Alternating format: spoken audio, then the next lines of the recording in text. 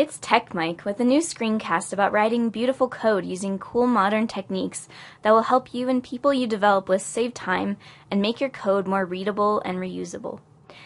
In addition to learning how to write beautiful code, you'll be learning the basics of Cake PHP and object-oriented design, and an in-depth explanation of how model view controller frameworks work from the ground up. Additionally, we will cover advanced topics like model view controller architectural pattern and encapsulation and polymorphism in object-oriented programming. If you are watching this screencast, you probably develop websites, or at least you want to learn how. I strongly believe that to develop websites or other software, you must do it efficiently. Being efficient means writing reusable and beautiful code.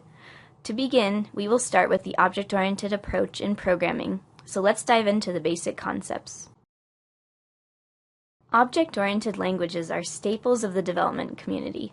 However, many people continue to argue against them, citing that they are inefficient, useless, and confusing. There are actually many real benefits to using the object-oriented approach, even for very small projects, but it requires a different mode of thinking to convert from a purely procedural environment into an object-oriented one. Object-oriented programming, or OOP, is a programming paradigm that uses objects, which are data structures consisting of data fields and methods. This also includes the interactions between objects. OOP was not commonly used in mainstream software application development until the early 1990s, and now many modern programming languages support it. The most basic set of vocabulary words for OOP are class, object, method, property, and inheritance.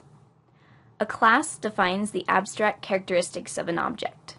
This includes the object's actual characteristics or attributes and the object's behaviors, which are the actions it can perform. An object receives all the characteristics of a class, including all of its default data and any actions that can be performed by its functions. Use objects with specific data or to accomplish particular tasks. A method is something that an object can do. It can also be called a function. A property is a default set of data stored in a class. A class can have multiple properties, and the properties can be changed dynamically through the methods of the class. Now that you know these basic definitions, let's move on to a real-world example. Be aware that during this screencast, I will be using PHP in all of my code snippets. Let's take a look at an example from the animal world, using a class of hippo.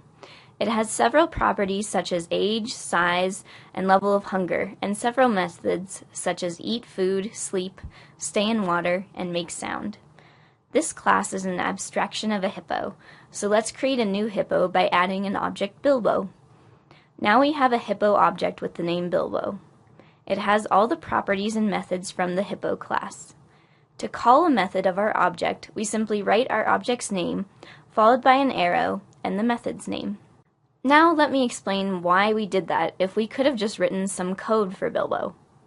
What would happen if we had multiple hippos that would share the same properties? We would have several files that would pretty much duplicate each other and make it inefficient. Can you imagine that? If we had to rewrite one method for every single hippo, we would have to change the code in multiple places depending on the number of hippo instances.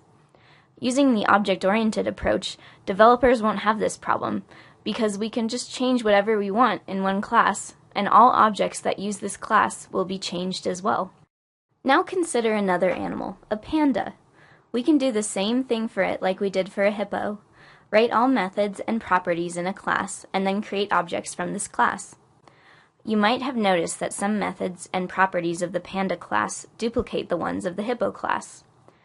That's not really efficient, nor beautiful, so let's try to fix it. Inheritance is one of the keys that makes the OOP clock tick. Simply put, classes can inherit methods and properties from other classes by extending them, and each class can be extended by multiple classes. This means that you can start with a base or parent class that contains characteristics that can be shared by child classes. A base class can then be extended by other classes or children that are similar but are meant for slightly different purposes. Any changes in the parent class will automatically apply to its children. In our case, it means that we can create a global class of animals which will have some basic methods and properties, and two smaller classes of Panda and Hippo that will inherit from this parent class.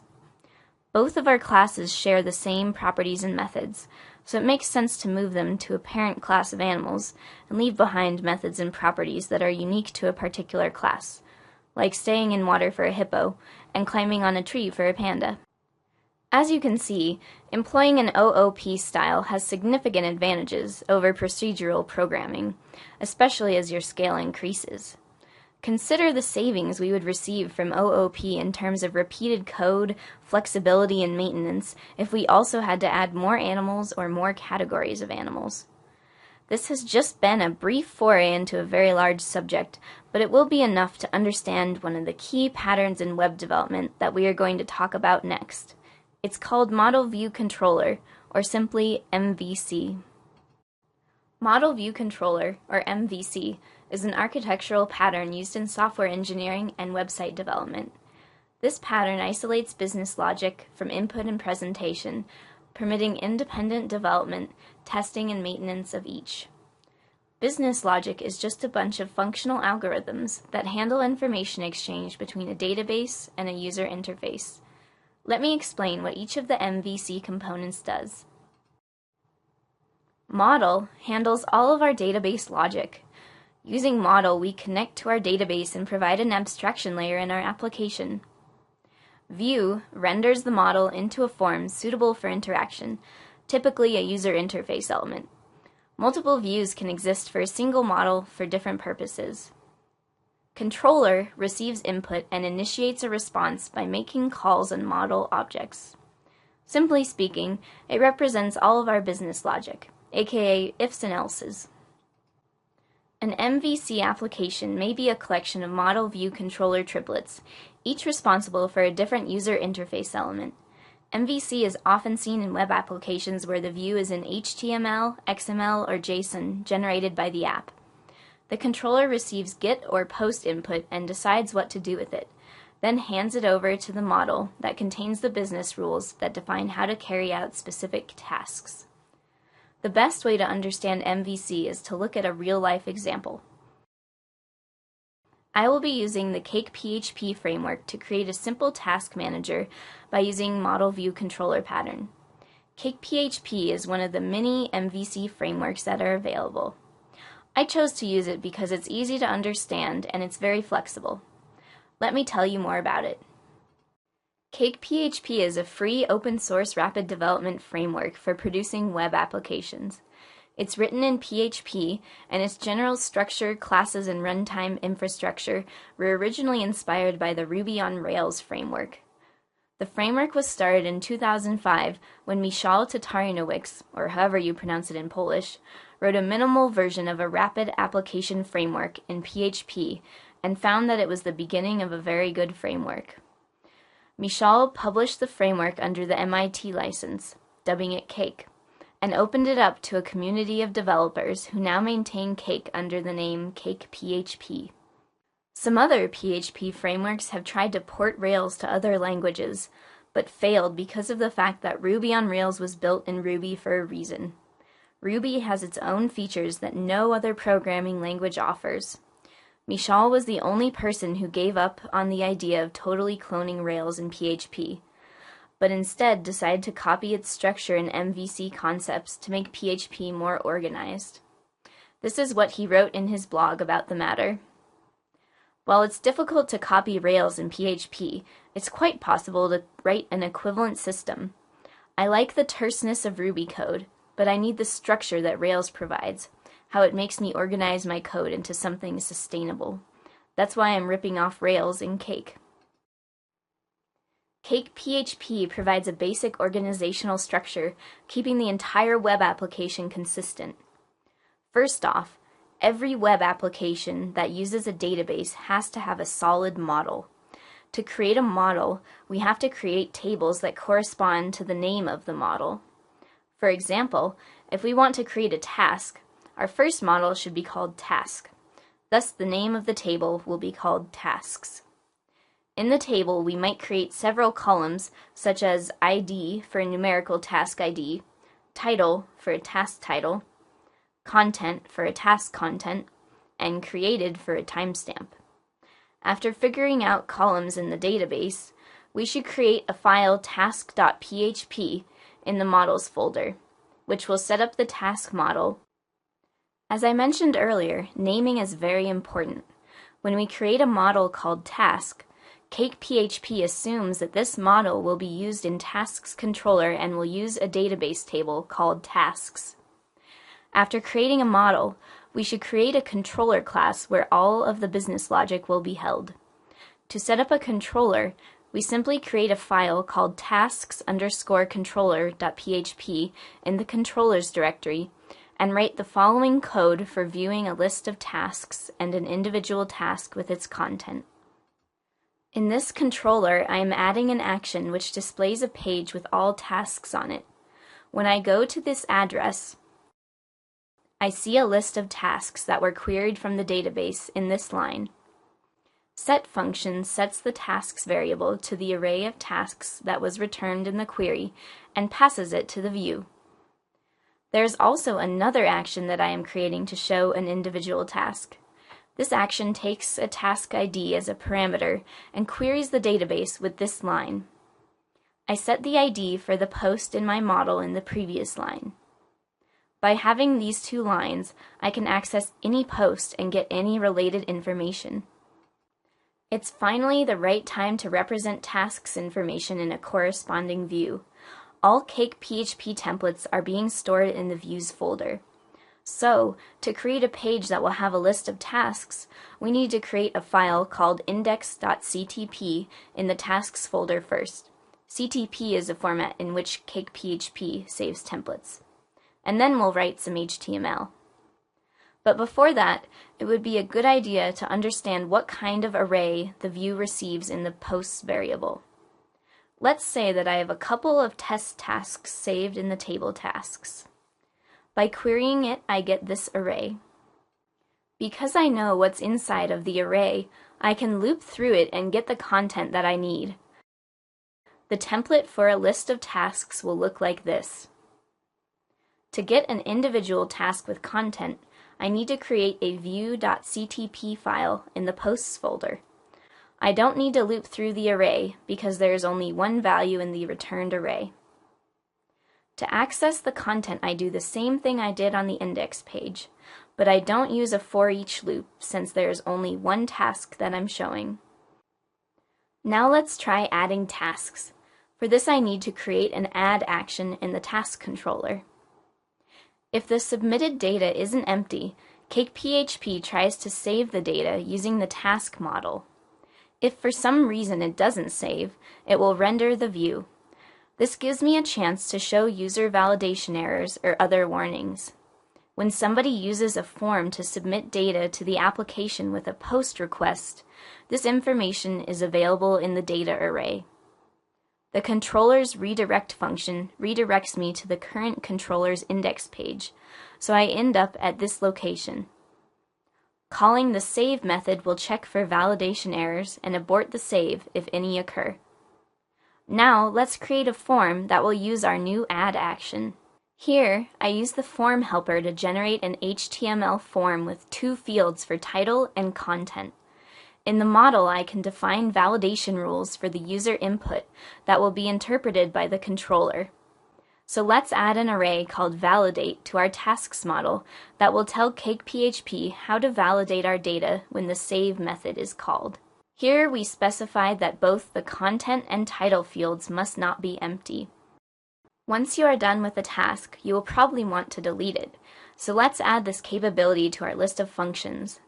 First, I add a delete function to our task controller. And next, I add a link to the action on the tasks page. Finally, let's output our tasks in the order they were added. For this, I just need to specify that I want to output my tasks by their IDs in descending order. Now I have a list of tasks and a page for every individual task. I can also add tasks and delete them. This is a very basic demonstration of how cake.php works.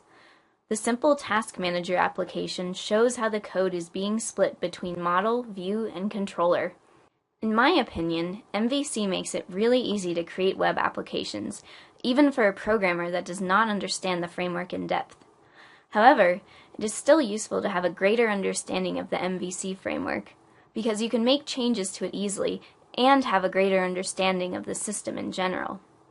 Since most MVC systems use similar techniques, I'm not going to take one real framework that's on the market and describe how it works. Instead, I will guide you through a sandbox MVC framework, written in part by Anant Garg and completed by TechMike. Once you understand the principles of the sandbox framework, you will be able to figure out how other MVC systems work. One of the most important characteristics of any MVC system is that it has only one point of entry, or in other words, one file where we can include everything that is needed for the framework to function correctly. This is usually an index file that refers to another file with all necessary includes. Folder structure of a framework may vary, but not by a lot. There is usually a library folder which contains classes that are basically the engine of the framework. Classes do parsing and database interaction, set up the MVC structure, and include proper files from the application directory which contains the actual models, views, and controller files. The config folder contains configuration files for the server and the database. The public folder contains JavaScript, CSS, and image files in it that can be used by multiple applications. To make sure that all the requests to the site go to the index page, the framework needs to set up a .htaccess rewrite rule using the mode rewrite engine. First, we add the .htaccess file in the root directory, which will redirect all requests to the index.php file. Two of the rewrite rules that we use make sure that the path requested is not a file name or directory. A .htaccess file in the public directory redirects all such paths to an index.php file with a URL parameter. In the index.php file, we set the URL variable to be equal to the only get parameter that can be sent to the framework.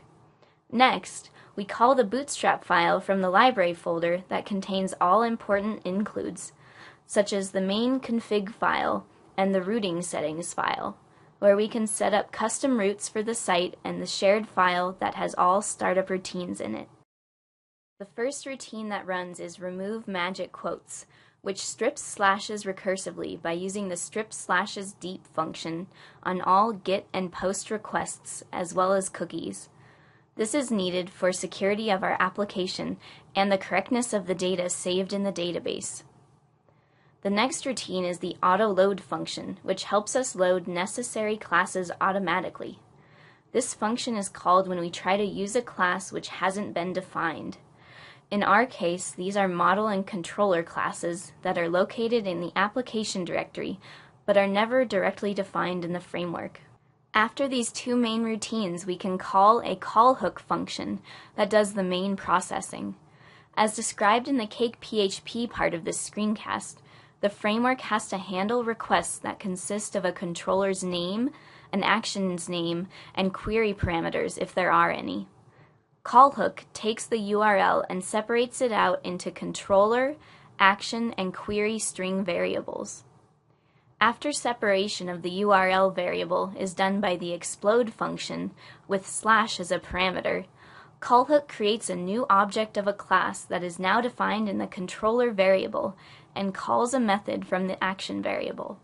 Every controller in the application directory inherits from the parent controller base class, which is used for all communication between the controller, the model, and the view.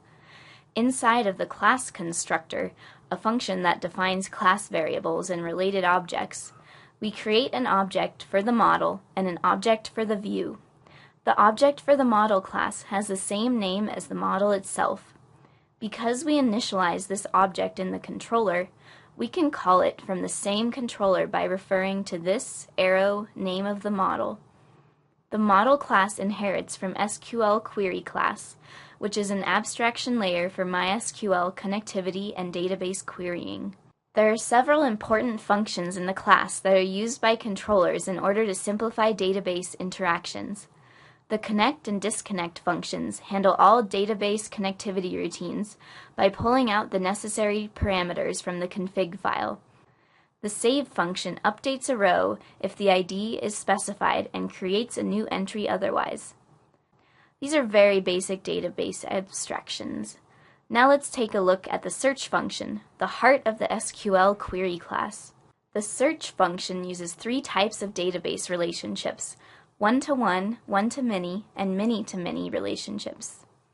It means that some data can be related to other data in different ways and pulled out by using the search function. For example, if there is a blog post with multiple comments, we can specify an ID of the needed post in the posts controller. Use the one-to-many relationship and call the search function after all preparations, which will return the array of data that we need. In order for the show has many and the search functions to work as intended and find related comments, the appropriate relationship should be defined in the post and the comment models like this.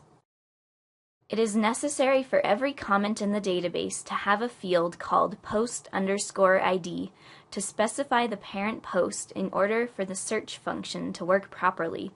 In a nutshell, the search function selects everything from a table which has the same name as a controller where the function was called from, if there are no relationships.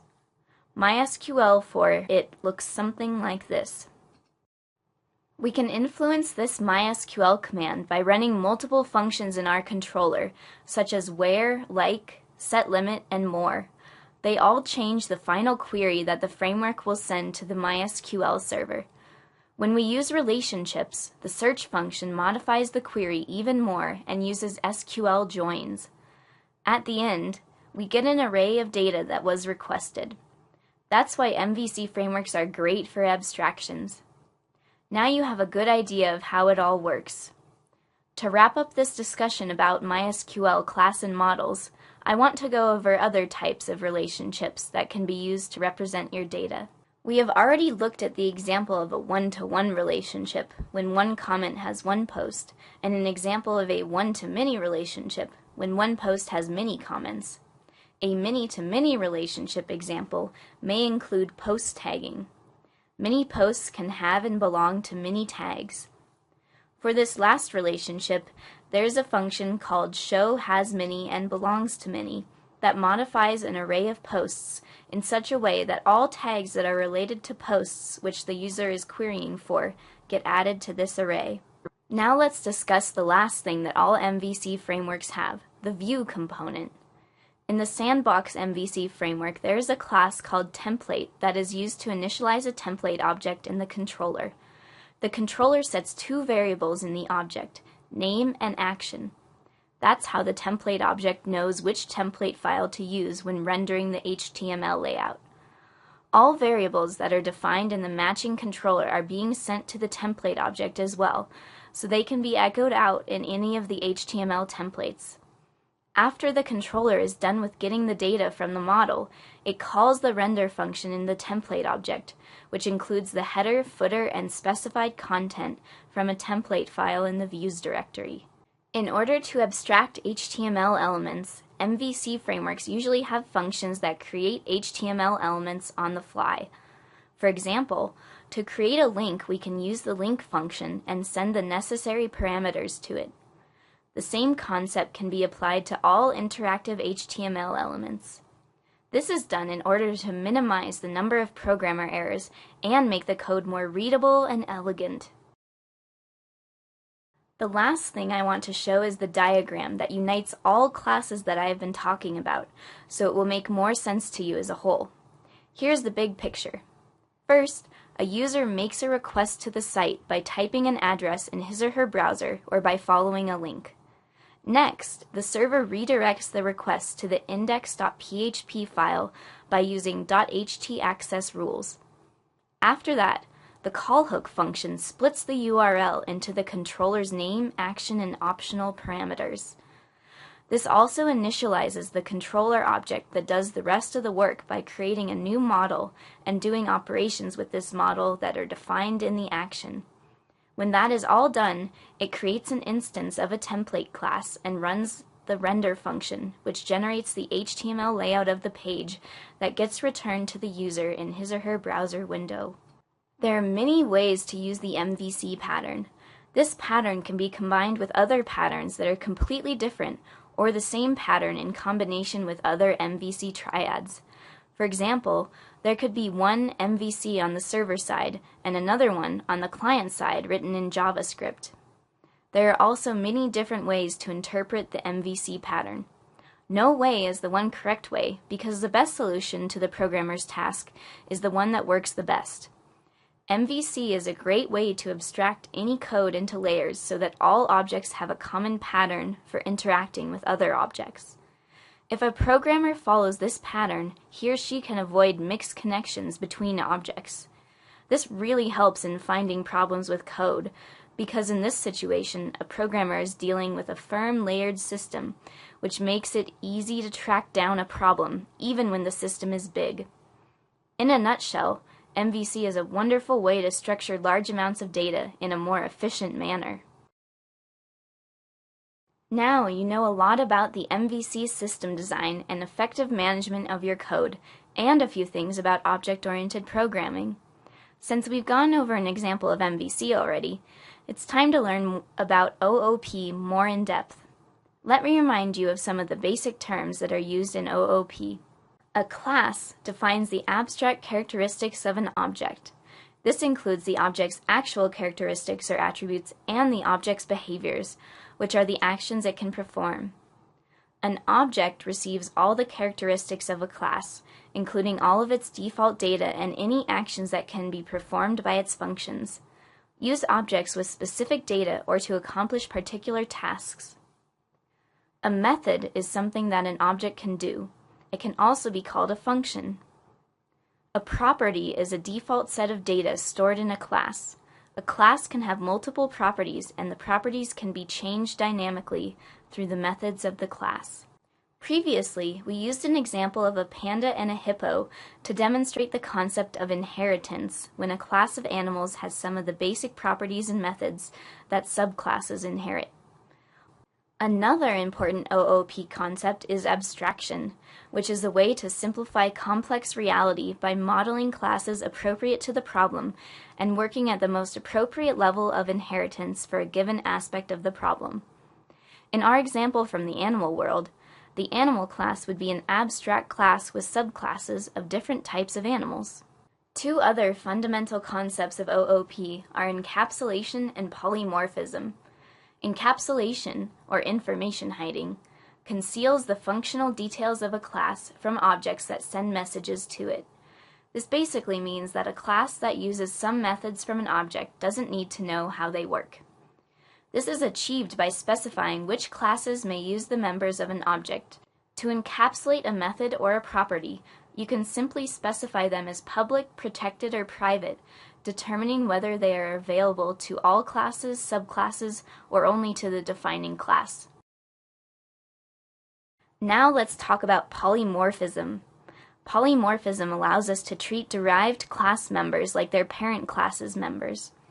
Let's return to our example of pandas and hippos. Since the animals in our example are very smart, we can ask them to talk and answer questions. First, let's ask them the question, "What are you?" Since both of our animals inherit methods and properties from a parent class of animals, we can define a function called answerQuestion in the animals class and then rewrite it by using polymorphism in the subclasses.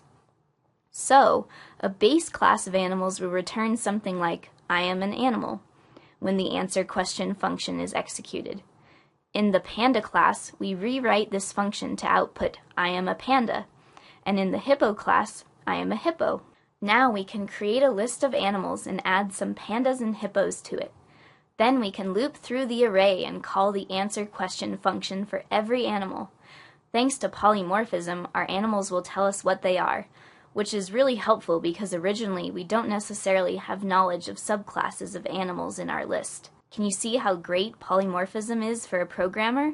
It's probably the single greatest facilitator for pattern-based programming. It allows us to organize all of our objects in a logical way such that when some routine makes a call, it doesn't have to worry about the specific type of object. we can simply code to an interface or a base class. To wrap up the object-oriented programming section, I will show you a complete example that uses every OOP technique that I've been talking about. Let's create an abstract class called Smart Animal, since all of our animals can talk, and 3 classes for a hippo, a panda, and a butterfly that extend the parent class of a smart animal. The parent class implements 3 interfaces that are called mammal, insect, and animal. An interface is a set of named operations that can be invoked by clients. In other words, it's an abstraction that an object provides of itself to outside classes. This perfectly fits our system of 3 animals, in which one of the animals is an insect, 2 are mammals, and all 3 are smart animals that can talk. Every animal that we create will have a name that we can save in a variable that we'll call name in a class constructor. Classes which have a constructor method call this method on each newly created object, so it is suitable for any initialization that the project may need before it is used.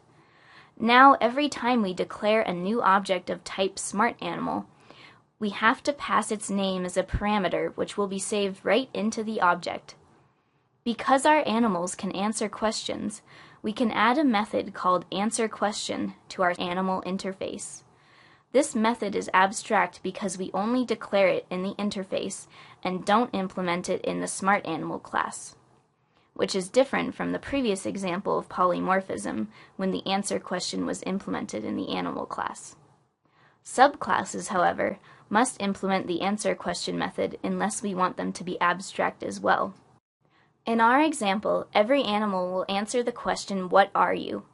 The method drink milk in the mammal interface and fly in the insect interface are not abstract and return null by default in the class of smart animals, since our mammals can't fly and insects can't drink milk. That's why if we want a particular class to return something meaningful in any of these methods, we have to rewrite this method in a desired class. Once we have our system set up, we can add some animals into an array, loop through it to get their names, make them answer the question, "What are you?" and check whether they can fly or drink milk.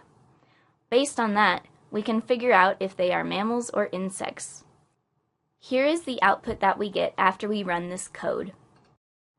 So, here comes the end of the second screencast by TechMike. Hopefully you've learned a lot by watching it. We have covered several key topics in programming together, such as the object-oriented approach and model view controller pattern. You've also learned the basics of Cake PHP and can now learn the rest on your own pretty quickly since I showed you how most MVC frameworks work. Now, I'd recommend that you review the examples and techniques that we discussed and possibly apply them to your own projects. You can download our examples, a transcript of the whole screencast in PDF format, and all slides from the page where you got this screencast. Thank you for watching!